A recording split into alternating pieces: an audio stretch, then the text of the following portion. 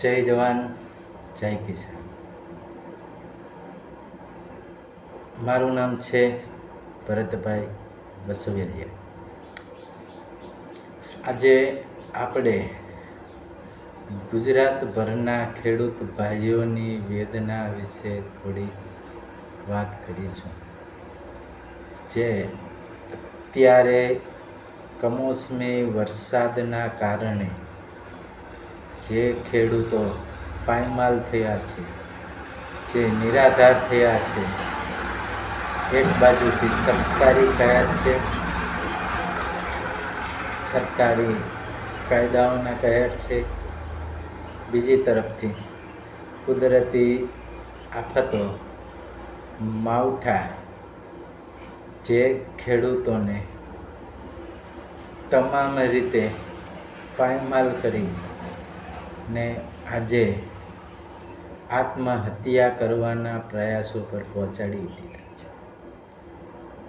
તો મારા તમામ વહાલા ખેડૂત મિત્રો, આજે જે આપણા ગુજરાતમાં જે કમોસમી વરસાદના કારણે થયેલ પાક નુકસાનનું જે આપણને ગુજરાત સરકારે પાક વળતર પેકેજમાં હેક્ટર દીઠ 22,000 રૂપિયાની જે સહાય કરી છે, તેનાથી હું માનું છું કે આપ અસંતોષ છો. કારણ કે 1 હેક્ટરના 22,000 રૂપિયા એટલે પ્રતિ વીઘા 3500 રૂપિયા જેવો પેકેજ થાય છે. પણ 3500 રૂપિયા જેવા પેકેજથી ખેતરના નિંદામણ કે ખેતરની ખેતમજૂરી કે ખેતરને હંકાવાના પણ ખર્ચા નીકળતા નથી. ખેતરના બિયારણો, પિયાતના સાધનો, તે બધું જ ઉપરાંતથી ખેડૂતના દેવાના બોજા છે. તો આમાંથી જે મારા ખેડૂત ભાઈ મિત્રો છે, તેવાઓ જેની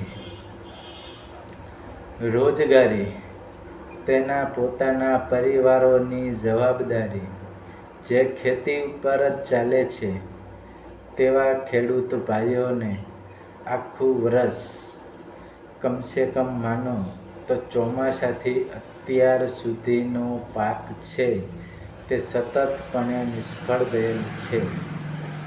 તો તેમાંથી તેવાને 6 મહિનાનું ગુજરાન કેવી રીતે સંચાલન કરવું, તેનો કેવી રીતે સામનો કરવો, તેના પરિવારનું ભરણ પોષણ કેવી રીતે કરવું, તેના પરિવારની જવાબદારી કેવી રીતે ઉપાડવી, તે બહુ જ મુશ્કેલી છે.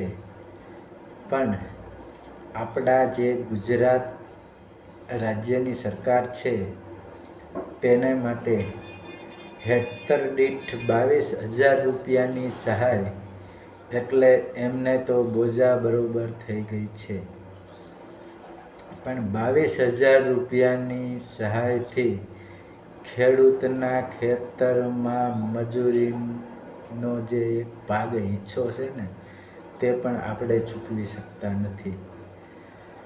અને જે તે કાંઈ જમીન જાગીરદાર છે, તે તો રાજકીય આગેવાનો છે, પ્લસ સરકારી બહુમતી પગાર ધરાવતા કર્મચારીઓ છે, કોઈ બિઝનેસમેન છે, કોઈ ઉદ્યોગપતિઓ છે.